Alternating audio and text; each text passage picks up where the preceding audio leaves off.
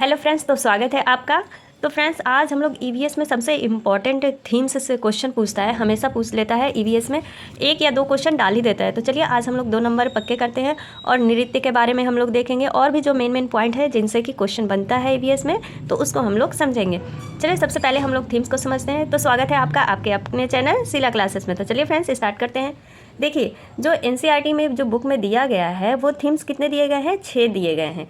कौन कौन सा है? तो एक परिवार एवं मित्र है, दूसरा भोजन, तीसरा है पानी, चौथा है आवास, पांचवा है ट्रैवल और छठा है हम चीज़ें कैसे बनाते हैं। तो इसको आप लाइन वाइज लाइन कैसे याद रख सकती हैं कि 1 नंबर पे कौन आता है, क्योंकि कभी कभी क्वेश्चन ऐसे भी घुमा कर दे देगा कि सीरियल वाइज लगाए इसको। तो देखिए, सबसे पहले हम लोगों के पास क्या होता है? परिवार, मित्र, ये सब आता है। फिर उसके बाद हम लोगों को क्या चाहिए? भोजन चाहिए। जीने के लिए भाई भोजन चाहिए। अब भोजन के साथ साथ प्यास भी तो लगती है, तो भोजन के साथ पानी भी चाहिए। अब खाना पीना तो हो गया। अब खाना पीना खा लिए तो हम लोग को आराम भी करना है, तो उसके लिए क्या चाहिए? आवास चाहिए। अब आवास मतलब रह लिए घर में बैठ करके हम लोग बहुत बोर हो गए, तो अब क्या करेंगे? हम लोग घूमेंगे, यानी यात्रा करेंगे। और फिर यात्रा करते करते हम क्या समझेंगे कि चीज़ें, इतनी सारी जो चीज़ें हैं ये कैसे बनती हैं। तो आई होप आप लोग को ये सारा स्टोरी के ज़रिए समझ में आ गया होगा कि पहले आता है फैमिली एंड फ्रेंड, फिर आएगा भोजन, फिर आएगा पानी, आवास, यात्रा और हम चीज़ें कैसे बनाते हैं। देखिए, फैमिली और फ्रेंड्स जो है उसमें 2 उप थीम बताए गए हैं। जैसे परिवार जो है वो कमाने के लिए कहाँ जाता है? बाहर जाता है। तो कार्य भी इसमें आ जाएगा उप थीम में। कार्य आ गया, जानवर आ गए और पौधे आ गए। ये सब किस में शामिल किया गया है? तो परिवार एवं मित्र में ये सारे चीज़ें जो उप थीम है यानी उप प्रकरण है उसको शामिल किया गया है। जानवर और पौधा। कभी कभी ऐसा पूछ लेता है कि जो एनसीईआरटी 2005 में जो थीम बताए गए हैं 6 थीम, तो 3 दे देगा थीम और 1 दे देगा उप थीम। तो चुनने के लिए बोलेगा कि इनमें से उप थीम कौन सा है। तो अगर आप लोग पढ़े हुए रहेंगे, याद रहेगा, तो आप बता पाएंगे कि हाँ भाई, जानवर और पौधे या फिर कहीं जाकर के कार्य करना, ये सब क्या है? ये उप थीम के अंतर्गत आता है। तो आई होप आप लोग को थीम समझ में आ गया होगा। देखिए, मैं एक क्वेश्चन दिखाती हूँ कि थीम से कैसे क्वेश्चन पूछता है। देखिए, एक क्वेश्चन यहाँ पर पूछा है कि कक्षा 4th का पाठ काकोलत से कन्याकुमारी निम्नलिखित में से पर्यावरण अध्ययन के किस प्रकरण या थीम से संबंधित है। देखिए, ये घूमने की बात हो रही है, यानी काकोलत से कन्याकुमारी तक जा रहा है। तो पर्यावरण के अध्ययन के किस थीम में ये संबंधित होगा? किस थीम से संबंधित है? तो यह यात्रा से संबंधित होगा, परिवार और मित्र से होगा, आवास से होगा या उपयुक्त में से कोई नहीं। तो किससे संबंधित होगा? तो देखिए, जो थीम बताया गया है उसको हम लोग समझ लिए, तो ये हम लोग को पक्का मतलब पता हो गया कि हाँ भाई, ये यात्रा से संबंधित है, काकोलत से कन्याकुमारी तक। तो इसका आंसर क्या हो जाएगा? यात्रा हो जाएगा। अब यहाँ पर थीम या उप थीम भी पूछ सकता था, तो अगर आप लोग को थीम पता है तो आप लोग थीम को अलग करके और उप थीम को निकाल सकती हैं। तो ऐसे भी क्वेश्चन सीटेट में अधिकतर हल होता है। नेगेटिव और पॉजिटिव पॉइंट को भी पकड़ करके हम लोग आंसर तक पहुंच सकते हैं। तो चलिए, सोहना गांव से कि सोहना गांव हरियाणा में है। सोहना गांव कहाँ है? तो सोहना गांव हरियाणा में है।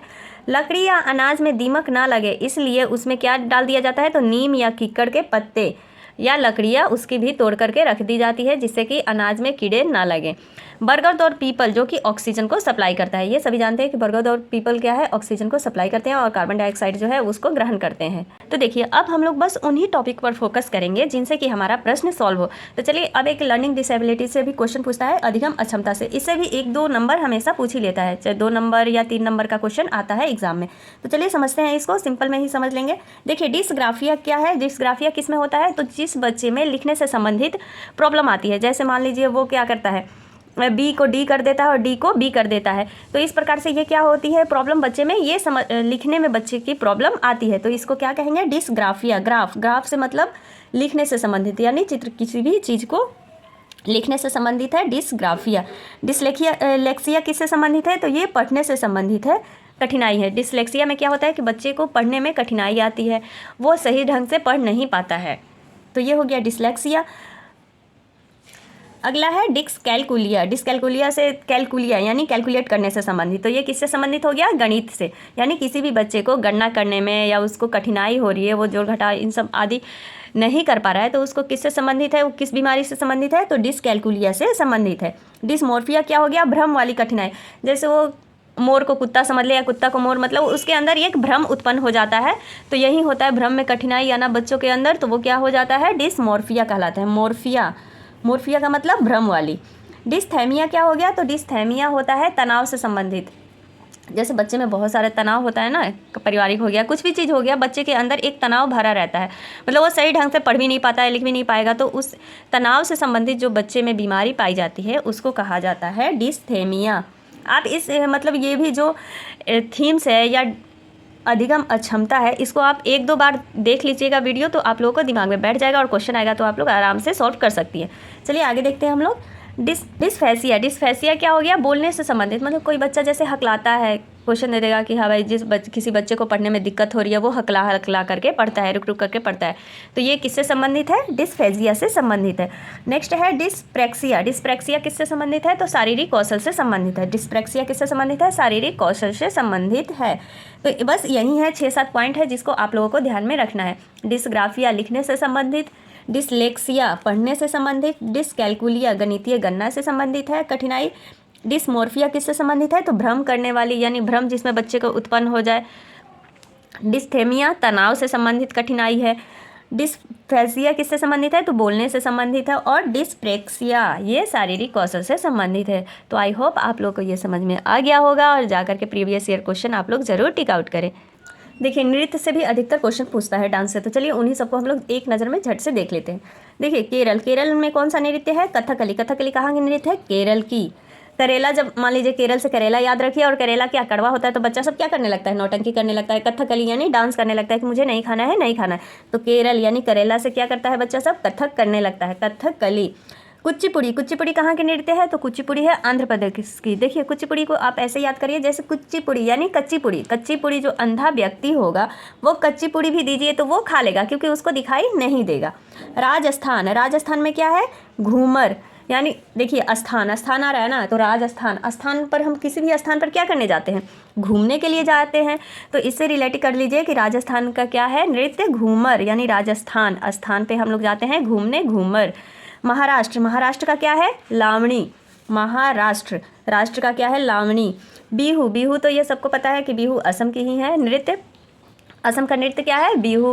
कर्नाटक का क्या है? यक्षगान या यक्ष ज्ञान भी बोला, जो भी लिख दे। कर्नाटक का यक्षगान। उत्तर प्रदेश का क्या है? रासलीला और कथक। कथक ऐसे भी पूछ लेगा कि कथक कहाँ क्या नृत्य है, तो उत्तर भारत भी दे देता है, तो कथक कहाँ का हो गया? उत्तर भारत या उत्तर प्रदेश। अरुणाचल प्रदेश का क्या है? मुखौटा। अरुणाचल प्रदेश का मुखौटा। झारखंड का क्या है? छऊ।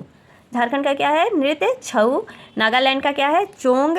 उत्तराखंड का क्या है? गढ़वाली। उत्तराखंड में सबसे अधिक गढ़वाल, गढ़वाली, यही याद रखिए।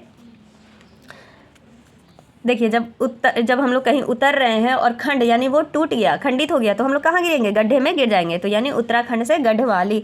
पंजाब का तो सभी लोग जानते ही हैं कि पंजाब का भांगड़ा है और गुजरात का गरबा है, तो इनसे क्वेश्चन बनता है। तो ये नृत्य भी आप लोग ज़रूर देख लें, डांस की कहाँ की कौन सी नृत्य है।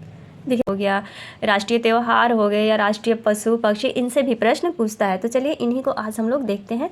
देखिए राष्ट्रीय गान जन गण मन जो राष्ट्रीय गान है हमारा, उसको 24 जनवरी 1950 को स्वीकार किया गया था।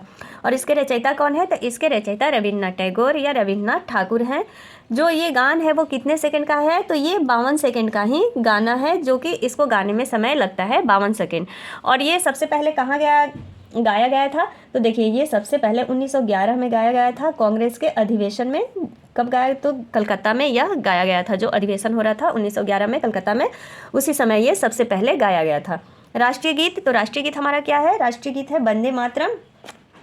वंदे मातरम को कब गाया गया था पहली बार?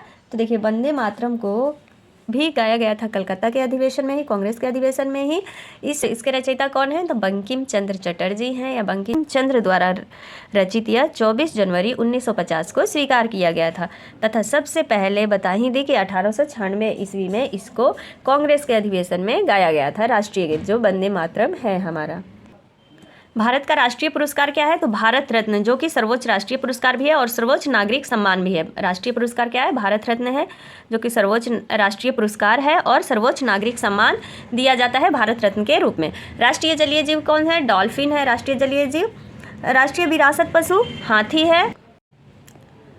देखिए भारत का राष्ट्रीय पशु क्या है? इनसे क्वेश्चन आता है। राष्ट्रीय पशु नवंबर 1972 से बाघ यानी पैंथरा टाइगर्स को राष्ट्रीय पशु माना गया। राष्ट्रीय पशु बाघ है। राष्ट्रीय पक्षी क्या है? तो भारत सरकार ने 1963 में मोर को, अब तो 1963 ईस्वी में मोर को राष्ट्रीय पक्षी के रूप में घोषित किया गया।